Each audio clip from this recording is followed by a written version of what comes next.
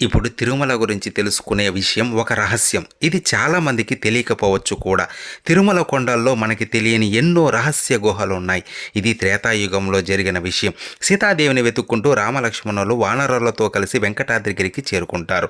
అక్కడ అంజనాదేవి తపస్సు చేసుకుంటూ కనిపిస్తుంది. రాముణ్ణి చూసి వాళ్ళని కుటీరానికి ఆహ్వానిస్తుంది. మిగిలిన వానరులు కొండల్లో తిరుగుతూ ఉంటే వెలుగులు చిమ్ముతూ ఒక గుహ కనిపించడంతో అందరూ అక్కడికి వెళ్ళి చూస్తే ఒక మహానగరం కనిపిస్తుంది. ఆ గుహ లోపల అక్కడ సూర్యకాంతితో వెలిగిపోతున్న దివ్య విమానం కనపడుతుంది. ఆ దివ్య విమానం నడుమ ఆదిశేషుని 1000 పడగలపై పడుకున్న శ్రీ మహావిష్ణువు దర్శనమిస్తారు వాళ్ళకి. అది చూసి ఆశ్చర్యానికి లోనవుతారు అందరూ. తేరుకోక ముందే గుహ మాయమైపోతుంది. విషయాన్ని శ్రీరామచంద్రులకి తెలియజేస్తారు వారు. అప్పుడు శ్రీరాముడు, ఆ శ్రీనివాసుడు తిరుమలగిరుల్లో ఏ సమయంలోనైనా ఎక్కడైనా ఉంటారు. వైకుంఠ గుహలో ఆయన విశ్రాంతి కోసం అప్పుడప్పుడు వస్తూ ఉంటారు. ఆయనను చూడడం మీ అదృష్టం అని చెబుతారు.